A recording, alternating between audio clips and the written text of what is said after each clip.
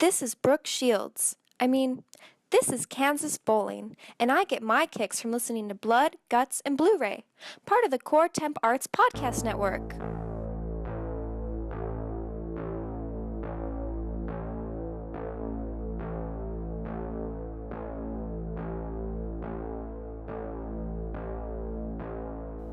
Coming to you undead from Elm Street in fictional Haddonfield with a beautiful view of Crystal Lake, the podcast where every day is Friday the 13th and every night is Halloween.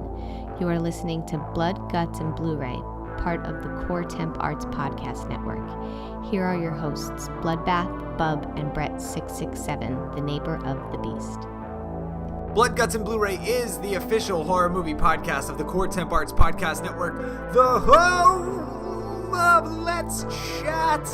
That popped this life. Failure to launch. We got 5. TV ate my brain. Go to coretemparts.com for more information. Rate, review, subscribe on iTunes, or listen on Stitcher, YouTube, TuneIn, and Google Play. Please hit us up on Twitter, Instagram, Facebook, and Tumblr. And you can even fucking call us if you wanted to and leave us a voicemail. That number is 201-8BGNBR 0, translation 201-824-6270. Say something funny or witty or both, and we'll put it on the show. And if you're going to leave a voicemail with us this week, next week we're going to be talking about From Beyond. So say something about that. Music is provided by the Slasher Film Festival Strategy and Nightbirds. We are on episode number 036. My name is Bloodbath. And I'm Brett667, the neighbor of the beast. And I'm Bub. And we're really hoping that Bub doesn't die. He's not feeling well. So, we'll... I might. He might die. Rest in peace. Well, when 1 month of dedication ends, another begins. We're finishing up Trouble Month with this episode, and we're going to step into Barbara Crampton Month. Super excited for that. As I mentioned, next week, From Beyond, we're all excited about that one. So there we go with that. One of the new things that we're going to start doing next month is we're going to start doing Group Watch. One of our Instagram follower friends sort of gave me a tutorial on how to do it because I'm an idiot. So if you want to watch a movie with us, all you have to do is tune into our YouTube channel, and bingo, bango, you can. We'll give you the appropriate times and whatnot to do that. The comment stream will be open while we do it, so you can say whatever you want. And I haven't decided what movie we're going to do first, so that's still coming. Also, I think in April or May, I am going to open up the calling line to the show so that way you can talk to us while we're recording. I haven't exactly figured out how I'm going to do that yet, but I know that the bride wants to have a more active role in the show without actually having to be on the show. So we're going to have her answer the phones and give me the first name and location so I can talk to Stevie from Massachusetts or whatever. You can call us and tell us what's on your mind. I hit the fucking gold mine with VHS finds today. So a video of that's going to go up before this episode goes up. And finally, the latest horror block was shipped out yesterday, so it should be arriving soon, which means there'll be another unboxing video coming your way. If you're going to try to find me this week, I'll be the one watching all the Phantasm films. I'm dedicating the weekend to doing that. So we're going to start this off a little bit different. We're going to do birthdays first. So last week I missed David Naughton's birthday. He's the lead from American Werewolf in London. His birthday was on the 13th, making him 66. Excuse me. So happy belated, David. Sorry about that. And Taylor Scout Taylor Compton. I get her name fucked up all the time. She turned 28 this week. You know her as Laurie Strode from the Rob Zombie Halloween remakes. Her birthday was on the 21st, so happy birthday. And that's really all we got for this week. I'm going to turn it over to Bub for Killer News. It's that time again. It's Killer News with Bub on Blood, Guts, and Blu-ray. All right, so this week, Bloodbath messaged me. He had a bunch of finds that he found. There's a lot of things going on in the horror world this week. So I figured me and him are going to do it together. But I got my own new little thing I want to do called Neanderthal News. What do you think? All news before BC. What do you guys think about that? Huh? I think the pun works fantastic this time. Yeah, it's a little... It works great this week. A little prehistoric dysphoric for you, Brett. All right, so my first thing is Brett, come on. And these are serious news topics. It's history. Come on. But I'm sorry, Professor Bob. It's okay. In 3114 BC, that's the start of the Mayan calendar. You know, that used to be pretty scary before 2012, guys. Come on. Everyone thought the world was ending. Yeah, I remember. I remember very well. They even made that John Cusack movie. All right. Well, everybody can rest easy. It's not ending. But all right. So 621 BC, Draco publishes his harsh laws for Athens, punishable by death. Those are the first laws punishable by death. What do you guys think about that? I I'm just perplexed about where this is going. All right, Let's hear the rest. What's all right. next news? I got one last one. I always like to do three. 323 BC, Alexander the Great died. Right? Everyone thought he was dead, but some people say he might have been poisoned. It might have slowed his heart rate down. Kind of paralyzed him. Maybe they buried him alive. That's pretty scary. All right, zombified him. Yeah. All right. So that's what it is. What it is. And now we can talk about current events. Okay. So I sent you guys a video this week, but we had a little prologue video for the new Alien movie, Alien Covenant's coming out May 19th. It's called, the video itself is called Last Supper. How do you guys feel about it? Because it actually it made me even more interested in the film. I liked it. I thought, like the whole take on it, like how it starts off serious, and then who's that? Danny McBride after James Franco. James Franco's the captain. He goes to bed and he's like, "Is he gone yet?" And then they all start partying. Oh, I loved it. I thought it really brought a great hanging with the guys and the gang mentality that I feel like a lot of the most recent Alien-esque, like Prometheus things, they took their shit way too seriously, and it felt more like an Alien cast. I agree. It felt like the beginning of the first Alien movie, when they wake up from their very long nap. Yep. But James Franco is the captain. I know. I thought like Danny McBride and James Franco. What's going on here? I mean, that when I saw him there, I thought it was like, oh, this is a spoof video. I clicked on the wrong video. No problem. And then I was like, oh, no, I did not. So, yeah, I don't know. I mean, I just don't know about James Franco, but I liked everything else about it. The fact he was only in it for like 30 seconds. He went away. So. I like the allusion to the woman choking. I thought that. I was like, because you just naturally want to see a chest burster, even though you know it's not going to happen. I'm like, this is great foreshadowing, even knowing what's coming.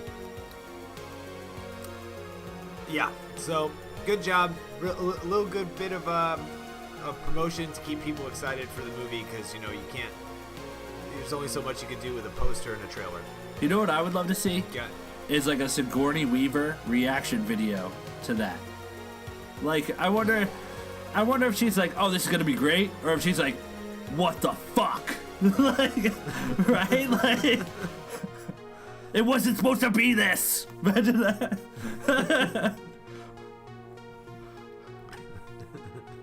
Moving on. If you're a toy collector, Mezco is putting out some pretty cool looking Living Dead dolls. They got one for Regan McNeil from The Exorcist and another one for Clockwork Orange, so definitely cool to check out. Bloody Disgusting got their hands this week, on an undated draft of the canceled Friday the 13th script. Here's what was behind door number 2. All right, this is crazy.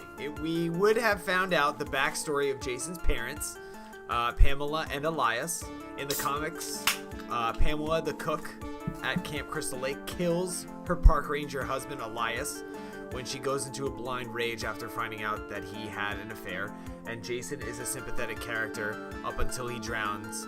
And then, of course, as we all know, he rises from the dead, finds a hockey mask, chases Corey Feldman, takes Manhattan, goes to hell, comes back, fights Freddy, and then gets canceled by Paramount in favor of a Jennifer Lawrence film.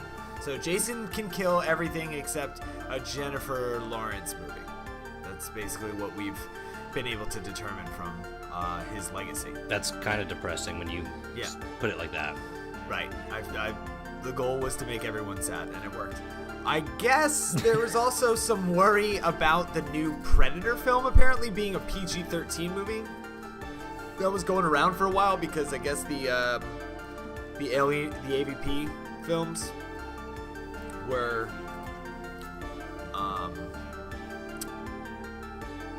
PG-13. I didn't realize that they were PG-13. I think we talked about the one being PG-13, didn't we? Yeah. And okay, so and Requiem. I mean, who cares? So, but here's the good news. This is what writer-director Shane Black has to say about PG-13. And just to be clear, this is him in quotes. And just to be clear, PG-13 is for pussies. Spines bleed a lot. Filming started this week, so everybody can calm down. Rest easy. It's gonna be good. When we're talking about bleeding spines, we know that we're going in the right direction with this. So the movie's gonna be PG then, right? It's gonna be PG, absolutely. Sweet. They just missed the G because they said "dang" once. Amazon is reprinting the Creepshow comic as a graphic novel. That comes out May 9th. That is awesome. It's basically a graphic novel that will follow, from what I understand, the first Creepshow film, but maybe also the second Creepshow film, so that could be cool too. I'm not really sure. There's another trailer that Bub and I talked about a little bit before we came on and started talking today, and it was for the film Crepitus. Oh yeah, it looks so good. Bill Moseley's a creep. It's a trailer that everybody needs to go check out. It's short, but it's effective, and it looks wild, and it's definitely on my radar. That one is coming out October 15th, so that's something to look forward to. There's also another cool trailer for a film called The Crucifixion. It looks like a possession film, an exorcist type film, and it's part of a movement known as the New French Extremity. It's slated for a European release on June 29th. I'm not sure about a US release date yet, but the director, Xavier Gens, he directed two really disturbing films. One of them is called Frontiers, the other one is called The Divide. So if this is anything like that, it's going to be really good. Not official yet, but it looks as though The Cult of Chucky will get released this year on Halloween. That is great news, but it's not going to be in theater. So depending on if you hate going to the movie theater or not, it's good or bad news. Looks like it's going to be going straight to video on demand and Blu-ray. Right now, that's just speculation. That's not real yet. So probably by next week, we'll know for sure. And then everybody can start pre-ordering, and we can all watch The Cult of Chucky together. I'm excited about that. It's one of the films I'm very excited for this year. So wait, it's coming out on Halloween, so it's got to compete with Stranger Things? Yes. Take the day off. Take the day off. Take the day off. Just take it off. It'll be fine. Okay. You know what? You guys give sound professional advice. I say yes. I will take it off. Lose your job for Chucky. No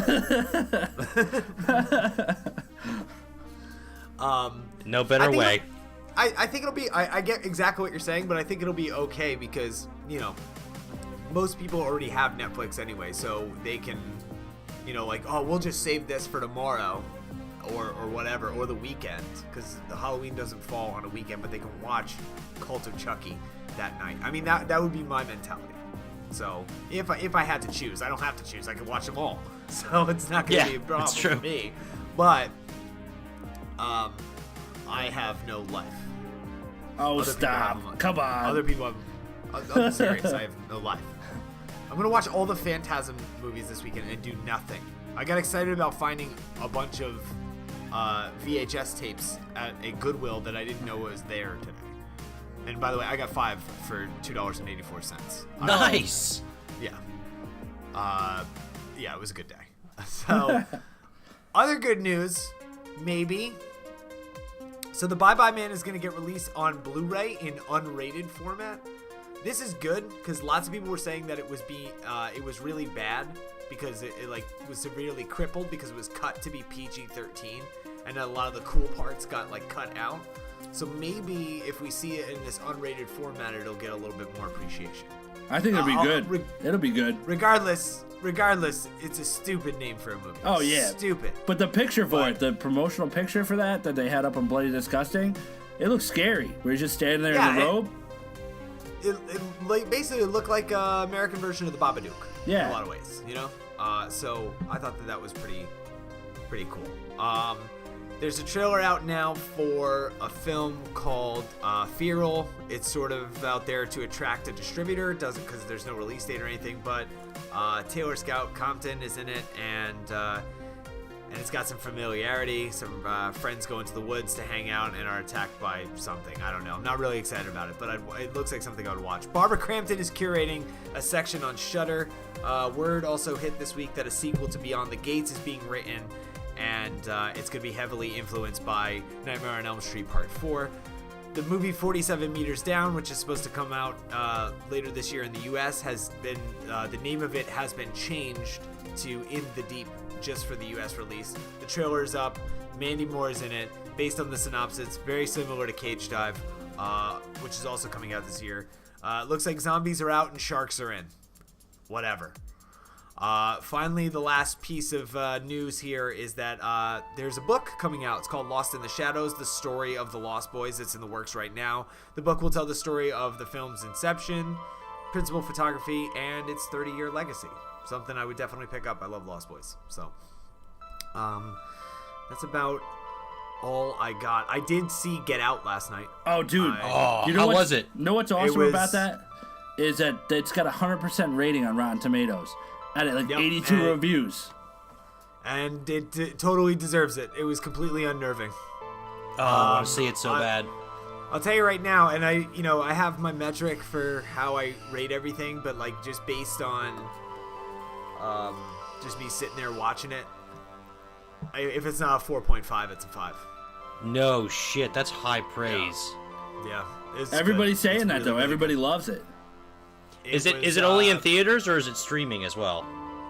I don't know that it's streaming, but it's in theaters, and it was a Thursday night. I went to a Thursday night showing at 10:55. Was it packed? And it was sold out. People were getting turned away. If I didn't have Fandango, I wouldn't have been able to get it done. No shit. That makes me so fucking happy because that trailer just was awesome. So I'm not gonna give anything away. I will recommend that everybody go see it. But it's not an SJW movie. It is a lot like Rosemary's. It made me think of more of Rosemary's Baby than Look Who's Coming to Dinner. It was extremely well acted. There are some Oscar-worthy performances in there. I read your post on Facebook, and yeah, you sounded like you love this. Yeah. So I put it on Facebook, I put it on Twitter, and I'll say it on the show. Now, after I walked out of that movie theater yesterday, there are two groups of people. There are people who think that Get Out was incredible, and it's making an early run for Horror Film of the Year. And there's everybody else who is 100% wrong because it's that good. That's great. I was excited. I was like buzzing, walking around after I was done. Like, wow! Oh my God! Like I just saw this amazing picture, and what a unique story, and it was like unique, but he was totally pulling influences from other things, like the suburbanism of Halloween and the suspense build of something like like Audition or Tale of Two Sisters. So he did an excellent job. And I'm glad. I hope he stays within the genre because if he tells the story extremely well, and photography was great. Everything was great. Everybody did a great job. There's not one bad thing in that movie. Not one. Nothing negative to say about it. So, it was definitely a good time. Here's what's coming out in theaters. I have been slacking the last few episodes, so let's talk about a few films that came out over the course of the last few weeks, and then I'll just go into next week, which is like the first week of March. The Cure for Wellness came out on the 17th. Patient Zero, and that was in theaters. Patient Zero, Ghost of New Orleans, XX. Those are all streamable right now. They also came out on the 17th. Needle Stick which is what the fuck is that guy? I was talking about this last week. I forget off the top of my head. I'm forgetting his name. Lance Henriksen. It's his new movie. That came out on the 21st. There's a Get Out, obviously came out this week, and also streamable on demand. The Girl with All the Gifts. That's another film that's making waves. So you might want to go check that one out. And then all I got for the first week of March there is Havenhurst, which comes out video on demand and DVD on the 7th, and Blood Runners, the Ice-T vampire movie that comes out video on demand, Blu-ray, and DVD. So that is all pretty cool. Mm-hmm. And I think that's good. I think we're just gonna go right into that's all. Yeah, I think that's all we got for this week. So up next, my interview with director Kansas Bowling, and then me and my two friends here are going to talk about her film, BC Butcher. You're listening to Blood, Guts, and Blu-ray. Let us know what you think by reaching out to us. We can be found on Twitter, Tumblr, Instagram, or Facebook by simply searching Blood, Guts, and Blu-ray. To suggest a film or trailer you think we should discuss, or to comment on this or any other episode, send an email to bloodgutsandbluray@gmail.com. We will always get back to you. Thank you for listening to Blood, Guts, and Blu-ray, and enjoy the rest of the show.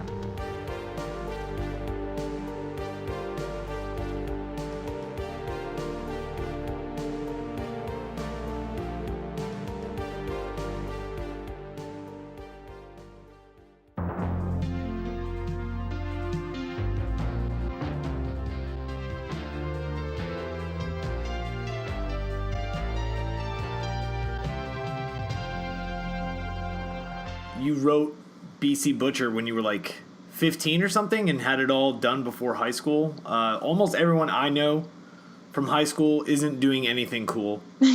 I'm not doing anything cool. So I guess my question is, how jealous are your high school alumni of you at this point? I mean, you're taking trips to Vegas, you're shooting videos, you're making films. What they can't be doing anything as cool as you're doing right now.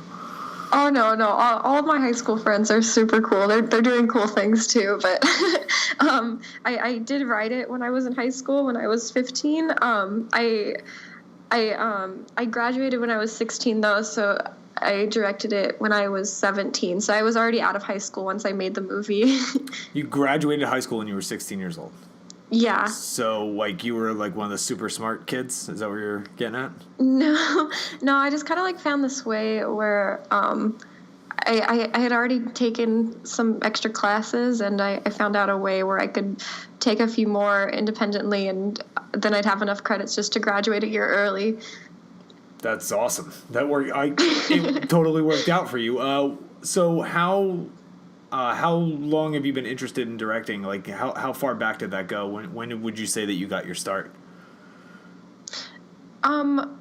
Well, when I made my movie, it was the first time I ever really directed anything on that sort of scale. But I would always make, movies with my sister when I was younger, and some of my friends, and I think that kind of went back all the way when I was maybe like 7 years old. Wow. Maybe even younger. That's incredible. Thank you. I've watched BC Butcher like a few times now, and I laugh really, really hard because it's such a funny movie. Thank you. I'm mainly laughing at Kato, yeah. though, like, because he's hilarious. How were you able to get him involved and Rodney Bingenheimer and all and that crowd? Well, I actually found Kato's business card at Rodney's house. And I asked Rodney, I was like, can I call him to be in the movie? And he's like, yeah, sure. And I did. And then Kato agreed to do it. And, it was just kind of like, meeting people and just kind of throughout the process. When I first did the first scene that I put on Indiegogo, I directed one scene with like different actresses just to kind of like I tried to get funding with it, though that didn't really work out that well. But I had Kadeem Hardison from A Different World narrate it, and then I actually used his narration in the final film too. And I just knew him because I was friends with his daughter growing up, and he agreed to do it as like a sort of cameo thing. So it was just kind of like people that I knew that were willing to help out, wanted to, be a part of it. And it's I have a side question for concerning Rodney. How vast is his record collection? Because it has to be huge. He's Rodney on the Rock. Like, it has to be rooms and rooms. I'm just imagining it because I've known who he is ever since I started collecting records. It's pretty awesome. And like every record that is in there is like also super rare too. Like I'll just like pull a record off the shelf and it'll be like the Runaways album autographed by all of them, like every single album on his shelf is something cool, and he has a really nice collection. That's amazing. Mine probably pales in comparison. So when I describe the film to other people, I tend to call it Gidget Goes Caveman. I mentioned that to you when we were talking on Instagram. That's the best. Thank you. No problem. How much did some of those like summer surf movies from like the late 50s and early 60s influence your vision for BC Butcher? Oh, it was a big influence. So I really love Annette Funicello and all the beach party movies, and it was sort of that same sort of campy aesthetic, but with like the Raquel Welch sort of bombshell cave woman type thing mixed with, but because also the beach party movies, they would always have music and performances and stuff, so that's what I incorporated too, and also sort of influenced by the Monkees, which is an obsession of mine. That's awesome. On your IMDb page, there's a picture of you with Rodney and Debbie Harry from Blondie. Was that like a candid picture, or have you been formally acquainted with her? I only ask because I'm like a pretty big Blondie fan, and I'm just living vicariously through you at this point. Well, I've met her a few times. She's really cool. Her and Chris Stein are really awesome, and I'm really good friends with Clem Burke, and I really love Blondie. They're all really good people. They're really cool. So how did you end up getting linked up with Lloyd Kaufman and Troma? I had always been a fan of Troma. I started watching their movies when I was really young, probably about 12, like Class of Nukem High and movies like that. And while I was making the movie, I didn't really have any set plans for it, but I kind of always had in the back of my mind that it would be a good fit for Troma, just because I was very aware of the type of movies they distributed, and even when we were filming, I would say to people, like the actors would say, like, so what are you going to do with the film? I was like, Troma will probably pick it up. But then right when we finished shooting, I didn't even get the footage back or anything. I started looking for like contact for them, and I just found Lloyd Kaufman's email somehow. But his email's really easy to find. Like, he's published it in books and stuff, and like Make Your Own Damn Movie. I think his email's like in one of the chapters. He's like, email me. But I just sent him an email saying, I have a movie that I think you guys would be interested in. I'm a 17-year-old girl, and I shot it on 16 millimeter, and it's a rock and roll caveman movie with Kato Kalin. And then he was like, I'm going to be in town for Comic-Con. Let's meet. So we just met, and then at that point the movie wasn't finished or anything, but he, without seeing it or anything, he gave me a check for post-production. And I guess in that way I attached myself as an executive producer, and then once it was finished, I sent it over to them, and they said they'd distribute it. That's wild. When I did an interview with him about a month ago, he spoke extremely highly of you. He's like really excited for your future. Yeah, Lloyd's stuff. The best. It's been really, really, really great to work with Troma. So all this month we're doing for the show, we're doing basically because it's the month of love. We love Troma. We're just doing all Troma films. What are your favorite Troma films? Okay. Well, definitely all the ones that Lloyd directed, because those are all the quintessential Troma masterpieces. Specifically Tromeo and Juliet and Terror Firmer. I think those are, and Citizen Toxie. I think those are actually all in a row too. Those are probably my favorite of Lloyd's movies. Those are all really, really.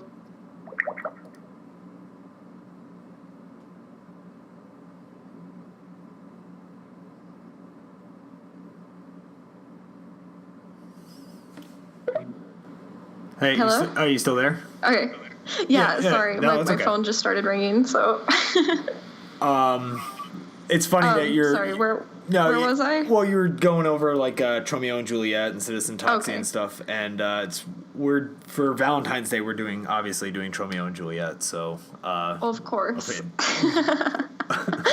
It would be cheesy. The most romantic trauma film. I think so. I think it's a great movie. So what's next for you? Do you have anything coming out? Because I thought I saw something. Absolute Vow, is that you? Oh, yeah, Absolute Vow. That's a movie that's coming out that I didn't direct it. It's written and directed by Jared Masters. He directed Ballet of Blood and After School Massacre, and Slink and a few really popular horror films. But it's starring my sister Parker Love Bowling, and I'm sort of a supporting character, and Lloyd is in it, and Rodney's in it, and Aki Aliong is in it. He's really cool. He like battled Chuck Norris in a movie, and he's a daddy-o, and I get to molest him in the movie. It's interesting. It's like a psychosexual biblical slasher film. That's what I've been calling it. It sounds like it's right up my alley. Yeah. So it's going to be really interesting. But yeah, that's not really. I was just in that movie. But as for things that I'm writing and directing, I'm doing a lot of music videos for different artists. I'm just completing one for Daphne Guinness. I just did 2 for this Japanese band called Taffy, and I just finished one for a Scottish band called the Moon Kids. I kind of get reached out to by bands from like all over the world, and it's really cool because a lot of bands want kind of like an LA sort of sunny Hollywood video, and so that's what I've been doing a lot. And then I also have 3 different feature films that are currently in development. So very, very early stages, but keep on the lookout for them. I certainly will. So the BC Butcher Blu-ray is now out. You are free to plug it if you wish. I have a copy. Okay, yeah. I bought it in pre-order, so I love it. But if you want to, thank you so much. No problem. The floor is yours. Go crazy. Okay. So the BC Butcher Blu-ray, it's available on traumashop.com, and it's also on Amazon.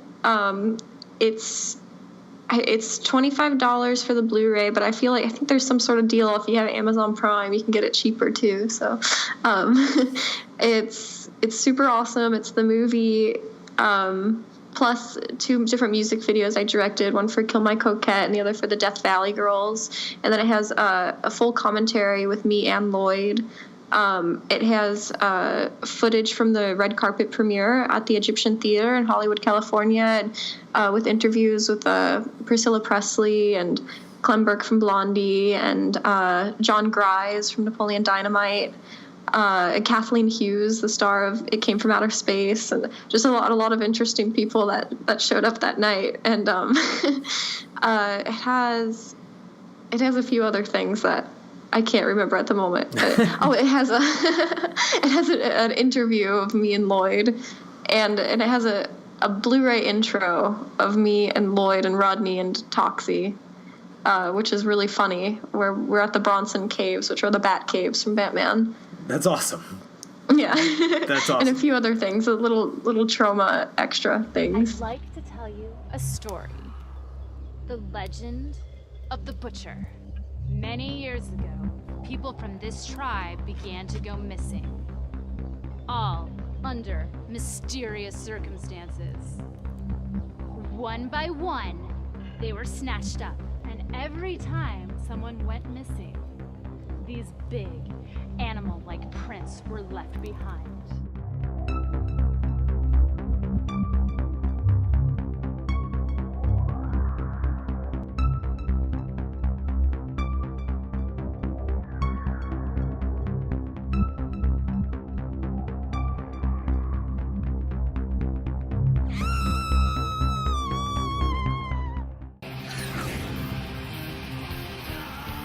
All right, and we're back, and I'm keep kicking my fucking desk.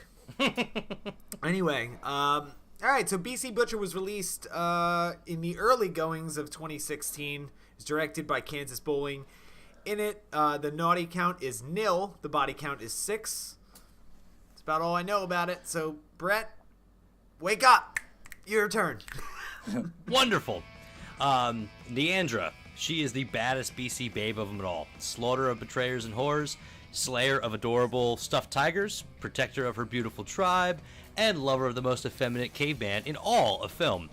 But when the sacrifice of a young tribeswoman motivates the legendary BC Butcher into revenge and bloodlust, Neandra will do all in her power to completely ignore any signs of this Jurassic Toxie's wrath, get her friends murdered in the process, and consistently ignore a blind prophet's words. Can she keep her status and protect the herd, or will she just be another bloody corpse scratched upon the cave painting of doom? That was a good one, Brett. That was a really good one. It's hard to top last week, but I had to try and keep the trauma thing going. It was still good. Before we go into this, speaking of last week with your little synopsis, Greg and Peter loved it. I talked to Peter this week, and he's like, "You guys are so funny," and the synopsis was really funny. So, awesome. So keep up the good work. Positivity goes a long way at Blood, Guts, and Blu-ray. So it's my shining 80 seconds of fame every week.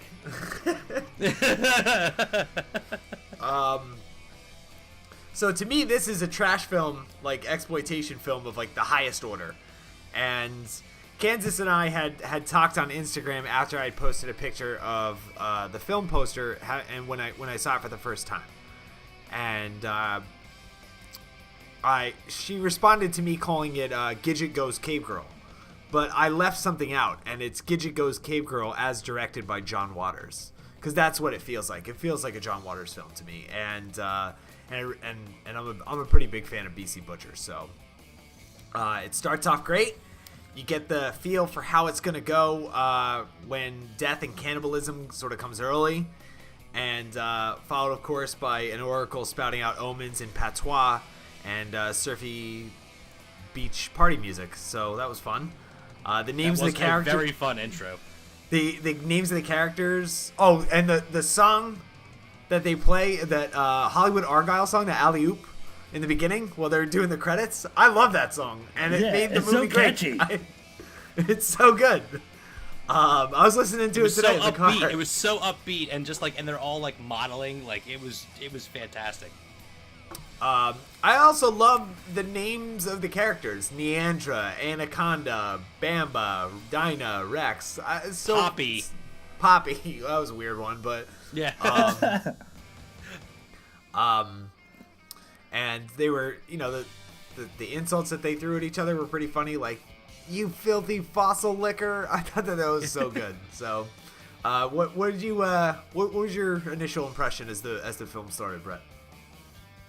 Honestly, I really dug it right off the bat. I was ecstatic about the fact that it was a shorter movie, so I was like, okay, well, I feel like this is going to be kind of quickly paced, and it's going to be a lot of zingers and one-liners. And the movie started, I was already giggling, and I already had a little bit of a smile on my face, but the hunt, like, it's like 20 minutes in, the hunt for the creature, I had to pause the movie. I was crying laughing at the stuffed tiger. and the pole whistle noise that it made when all the girls looked like pulled into the camera to look at it. It was like, I was like, yep, that's a perfect Looney Tunes use of that whistle. Bub? I just, like you said, I like the little things. Like, I like when Kato Kaelin's like hanging out and he can't, like, get his his whole like thing right, and he's like peekabooby. Peekabooby. He's like, okay, when I leave, do me a favor, don't look at my butt. You're looking. You're looking. You're looking. Little Stop. things like that broke it up. I loved it. He was amazing. He was the best part of the whole movie. Oh yeah, hands down. And I love when Poppy gives him the grapes, and he's like, oh, I love grapes, seedless. And then she's like, yeah. And he You starts pay eating extra them. for that. He said, did you hear him? He's like, you pay extra for that. There's also the part where him and Poppy are talking, and the camera is kind of like unsteady and it's bouncing around a little bit. It's like zooming in and out.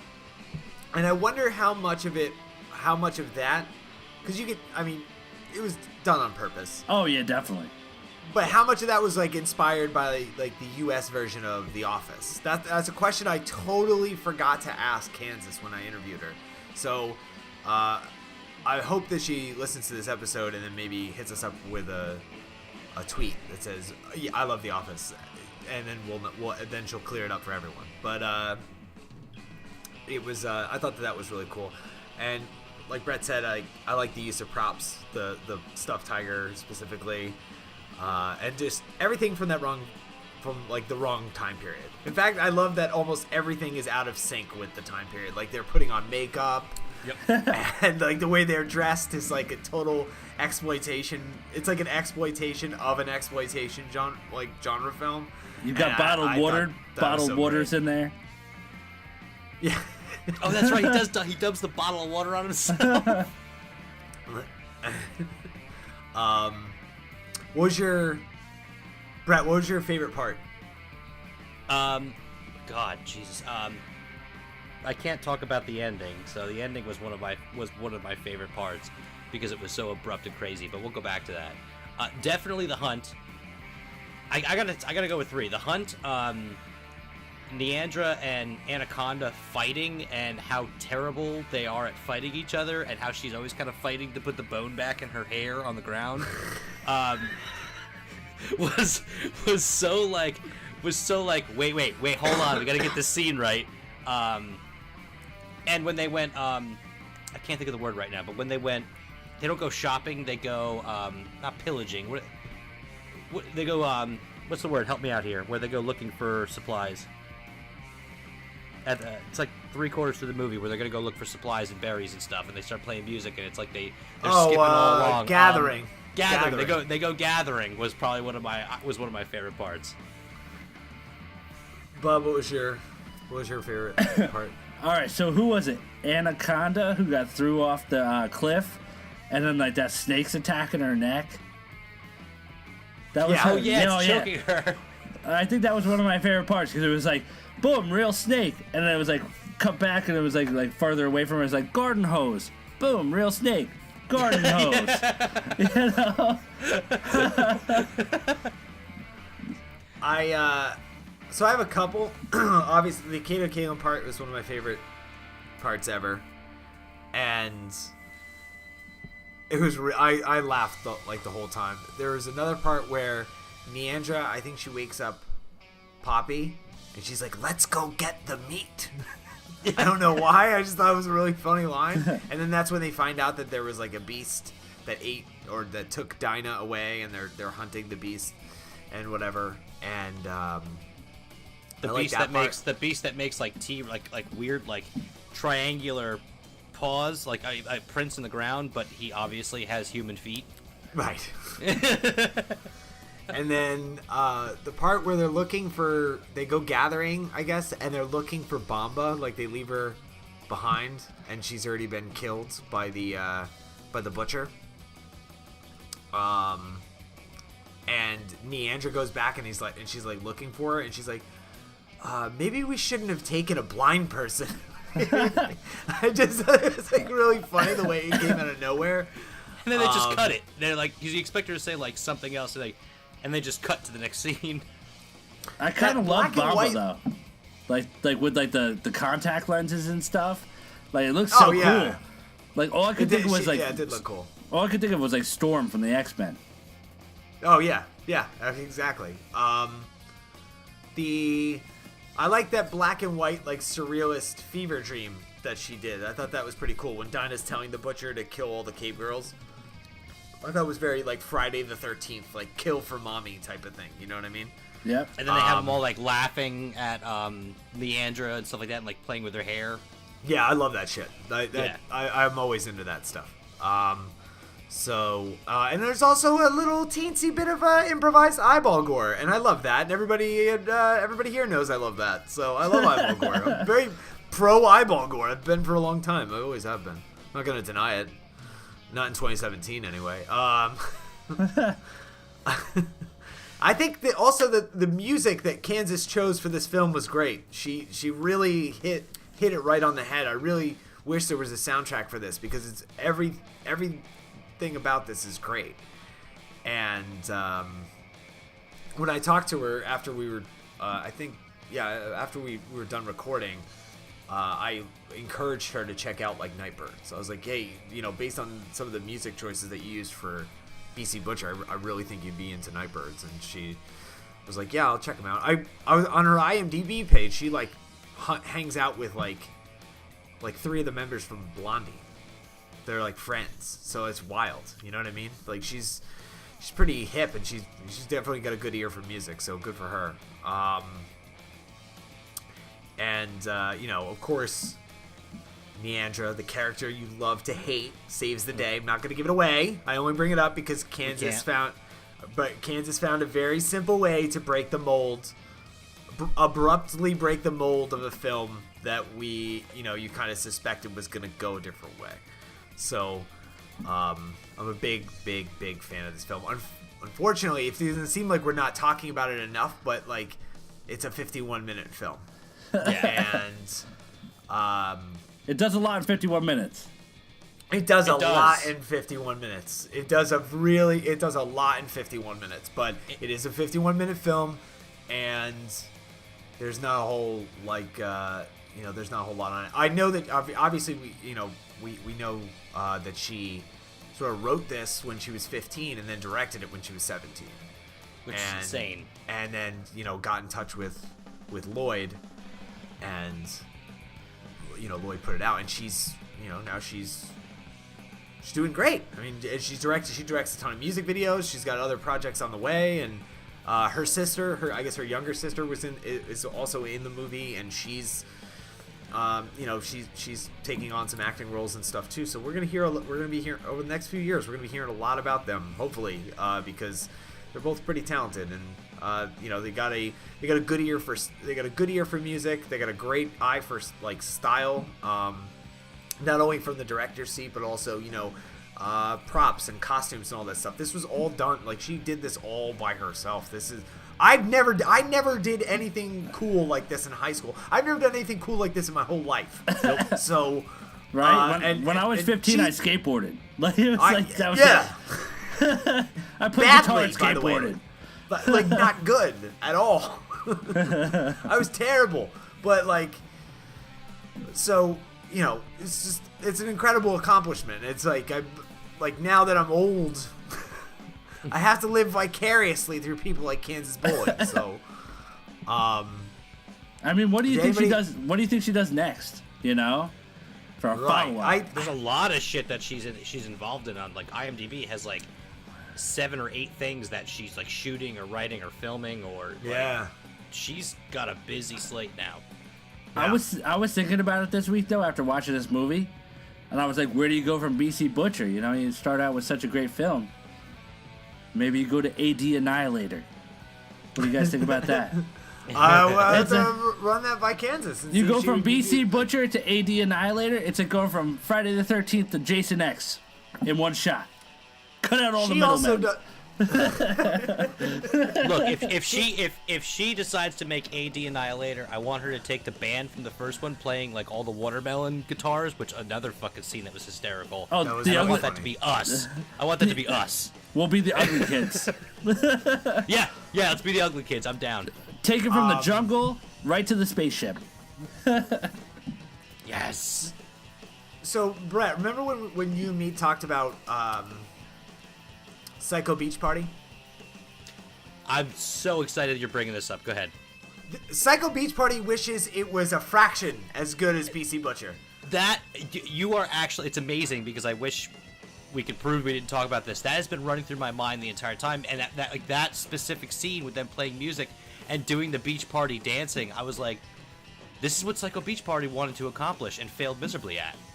And like it reminded me more of like not those like sci-fi caveman Planet of the Apes type movies from like the 60s, like Raquel Welch and all that stuff.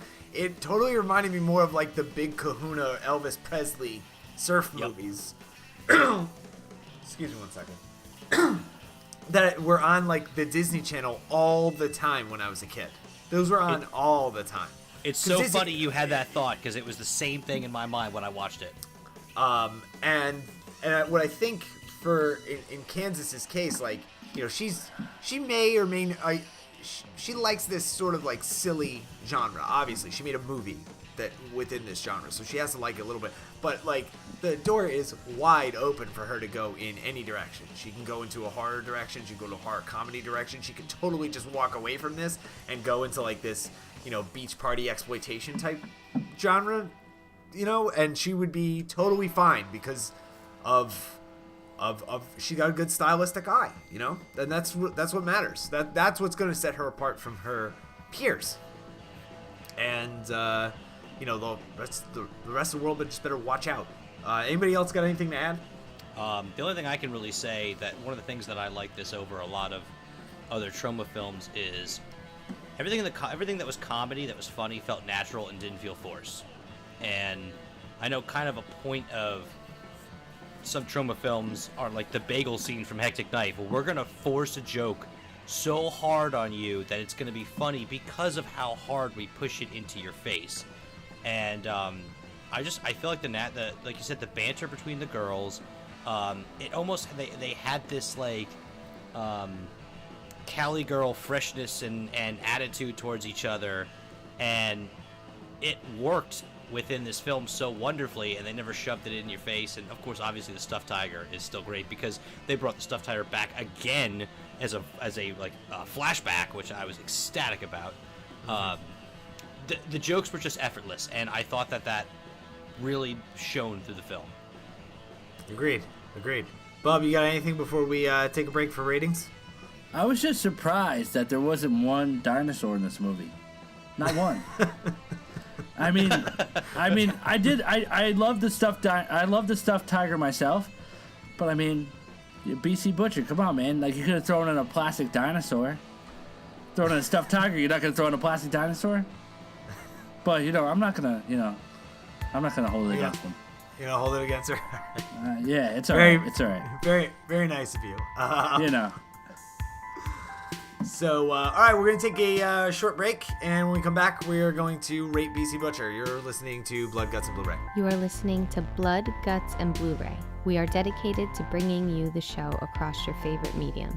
We can be found on iTunes, Stitcher, TuneIn, and YouTube. Please send all suggestions to bloodgutsandbluray@gmail.com. Thank you for listening. All right, we are back. And who do I pick first? Oh, I was about to do Eeny, Meeny, Miny, Mo, but does anybody else hear of that stupid Walking Dead bullshit this week? What, the racist shirt? The racist shirt? Brian, why are you so racist? Why are you so racist, Bloodbath? So Brett, you haven't really been keeping up with it, and that's fine, because it's terrible. Yeah. It's an awful show, but in the beginning of in the end of season 6, beginning of season 7, Negan's got the bat with the barbed wire, and he's got all Rick's crew like lined up, and he plays Eeny, Meeny, Miny, Mo to figure out whose skull he's gonna bash in, right? Well, in Eeny, Meeny, Miny, Mo, you catch a tiger by the toe, right? Well, apparently, and I didn't even know this, it used to be you catch a really mean word that you say about African American people that I'm not obviously never gonna say, and I'm sure that was not the intent when they made the shirt, because the shirt has Eeny, Meeny, Miny, Mo with the baseball bat on it and The Walking Dead on the back. So what do you think that they were referring to? You know what I mean? The They show. had to, the show, and it caused a huge internet uproar, and they pulled the shirt off the shelves. Give me a break. The actor who plays Negan even said, like, people are stupid. Yeah. You know? Give me a break. It just sucks that, like, in 2017 we're dealing with shit like this still. You know? I agree. I think it's ridiculous. I think it's Like, absolutely ridiculous. It's like the opposite of progress. I fucking hate that shit. Yeah. Everybody's just hung up on little things, like, you know, get over it. Nobody. That's not clearly. That's not. First, if anybody who's watching the show, like, I'm not even a fan of the show, but I watch it. I know what they're talking about. And if you're a fan of the show, you're not. They're not even involved in that sort of discussion, you know. And you watched that episode, and you're probably buying that shirt because you like Negan for some unbelievable reason. He's terrible. But put that aside. You like Negan, and that's why you're buying the shirt. Not because he's racist. It's just, he's not. It doesn't even come up in The Walking Dead. It's just dumb. It's dumb. All right. But let's not ruin BC Butcher. This is my fault. I brought it up, but I know I fully acknowledge that it's dumb, but it was something I didn't bring up in the news. So, what was I gonna say? Okay, so we're gonna go with Bub. Bub, would you be so kind as to rate Kansas Bowling's debut film, BC Butcher, Trauma Entertainment? Go. I'm gonna do it right now. All right. Get pumped. But I give this movie a 2.5. I really liked it. I thought it was good. I mean, the girl wrote it when she was 15. She directed when she was 17. Like I said, I was skateboarding and playing guitar when I was that age. You know? I mean, to put this all together and to do it the way she did, I mean, I thought it looked great visually, you know? And I totally got what they were doing, like with the dry jokes and all that type of stuff. Like, it's meant to be what it is. And I enjoyed it. I'd watch it again. I give it a 2.5. Brett? All right, well, I have to agree with him. I thoroughly enjoyed this film. I thought its length was one of its strong points. It never dipped. It never dulled. Even as somebody who has been a self-professed, not the biggest Troma fan in the universe, I walked away thoroughly enjoying the movie. So I give it a solid 3 out of 5 stars. I would watch it again. Yeah. If I had to go to a double feature, this is the movie that I would want to see first. For one, it's short, but it's funny and campy, and it would prime you for the second feature. It would really only be the first movie because it's short, you know? I think at the end of the day, as far as young talent goes, Kansas Bowling is at the top of the list of people who are really going to go far. Because in 51 minutes, she was able to show me that she had great instincts and could make the most out of what I assume was a micro budget. Dialogue is good, actors were committed to her direction, and nothing is just like filthy for no reason. You know what I mean? I think she's operating at a high intellectual level, and that this industry, not horror, not comedy, but film in general, needs a voice and a vision. Needs the voice and the vision of people like Kansas Bowling. I give it a 2.5 out of 5. I'm extremely excited for anything that comes out with her name on it from going forward. Did I just give a higher rating on a Troma film than the two of you? Yep. Look at that, Lloyd. Look at that, Lloyd. Brett loves Troma. Brett loves Troma. Troma for life. There was something I wanted to add, but I forgot what it was. I had a question. I got an answer, hopefully, maybe. Did you pick BC Butcher as your last one of the month because Barbara Crampton is like next month and that's her initials? I didn't do that on purpose. No, I didn't do that on purpose. I didn't even notice that. That would have been fantastic. I was like, oh man, this guy, he's got it all figured out. I actually, so it was actually going to go opposite. It was going to go BC Butcher and then Hectic Knife, but what I ended up doing was, because I interviewed Peter first, I put Peter's episode first. That was really it. That was the only thing. I watched this on Prime, and then I loved it so much and I wanted to be supportive, so I went out and bought it on Blu-ray, and I have the copy. And I'm really glad I did. It came with a bunch of cool featurettes and stuff, which in the interview you heard, I gave Kansas an opportunity to sort of sell the product, a little jingle for the product, and so you should go out and get it. And if you watch it on Prime, enjoy it, and then go, buy it. It's great. It's a lot of fun, and it's definitely, this is something I could put my daughter in front of the TV while this is on, and it would be fine. There's Absolutely. there's nothing creepy or terrible about it. So yeah, so that's it. This was a short episode. This is what happens, when a movie's 51 minutes long. I think we got all we could. I'm kind of hoping that if she makes AD Annihilator, Danny McBride and James Franco isn't in it. And she's not sitting there going, "What the fuck?" I'd like the prelude of AD Annihilator to be James Franco and Danny McBride in BC Butcher. Boucher. It's a French film. Boucher. So, Trauma Month is come and gone, and thanks guys for putting up with all the trauma films that we like or don't like.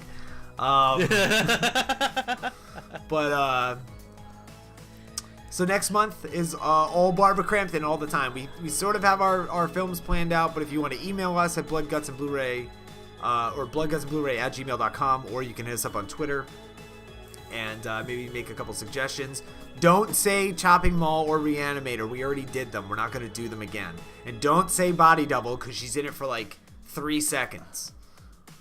Those are off limits, and we will definitely take into consideration what we're gonna do. So that is it. We're done. This is one of our shorter ones, and I hope you enjoyed it. And we'll be back next week with From Beyond. Toodaloo. Good evening. Don't look at my butt when I leave. Don't look at it. But I can't stop. Thank you for listening to Blood, Guts, and Blu-ray. Written and hosted by Bloodbath, Bub, and Brett667. Edited and produced by Bloodbath.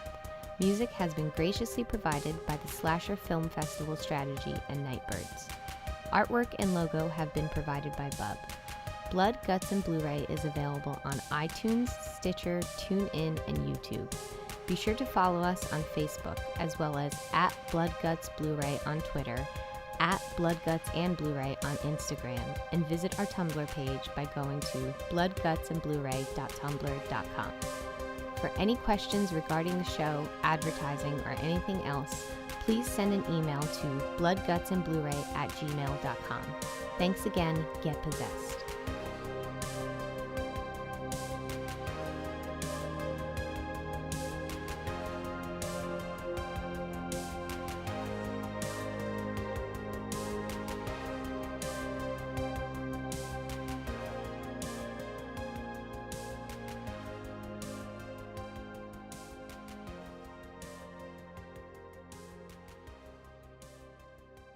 Blood, Guts, and Blu-ray is part of Courts and Parts, podcast network featuring pop culture, TV, movie, and geek podcasts. Check out some of our other shows: Geek Gravy, We Got 5, TV Ate My Brain, and Get Real Movies at courtsandparts.com.